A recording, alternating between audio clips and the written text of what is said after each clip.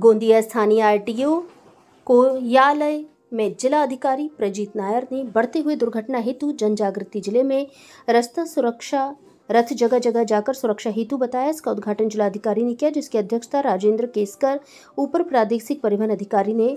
अवसर पर रास्ता सुरक्षा कक्ष का भी उद्घाटन हुआ। श्याम तिवस्कर इनका सेवानिवृत्त होने पर सत्कार तथा अधीक्षक धनराजपुरी तथा प्रशांत मांडवेकर इनकी पदोन्नति पर सत्कार भी किया गया। अवसर पर मोटर निरीक्षक पांडुरंग अवार्ड आदि कर्मचारी वर्ग प्रमुखता से उपस्थित थे। भारत संवाद से सतीश पारधी की रिपोर्ट।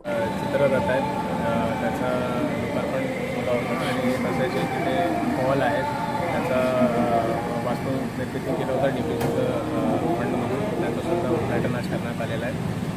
रस्ता सुरक्षेसाठी लोकांमध्ये जनजागृती निर्माण करण्यासाठी या दोन वस्तू आज त्याचं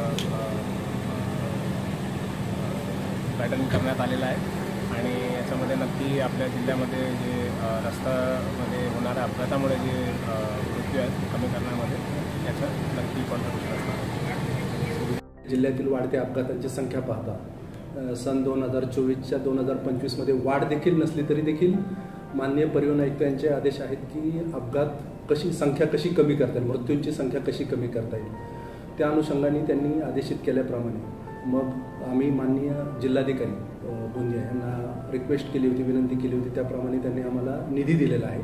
त्या निधीअंतर्गत मग हे चित्ररथ किंवा सुरक्षा रथ म्हणता येईल, रस्ता सुरक्षा रथ तो आम्ही बनवला। त्याच्यामध्ये छानसं सगळ्या व्हिडिओ क्लिप्स आहेत ज्या की माणसांच्या मनाला भावतात आणि मग त्यानंतर अपघात होण्यापासून परावृत्त होतो माणूस म्हणता येईल, किंवा नियम पालनासाठी त्यांना परावृत्त केलं जातं। असे काही समजा असं एक व्हिडिओ क्लिप आहे की आई त्या मुलाला हेल्मेट घेऊन जा म्हणते आणि नंतर त्याचं ते ऐकलं नाही तर त्याचा अपघात होतोय आणि त्याच्या डोक्याला इजा होते आणि हे होतं। तर असे काही हार्ट टचिंग व्हिडिओज आहेत खूप छान।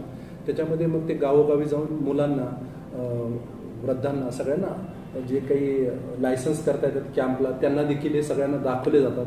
ग्रामीण भागात जाऊन लायसन्स अनिवार्य आहे ह्याविषयी किंवा मोटर वाहन कायद्याच्या विविध माहितीविषयी, कलमांविषयी माहिती दिली जाते आणि त्याचबरोबर रस्ता सुरक्षेचे विविध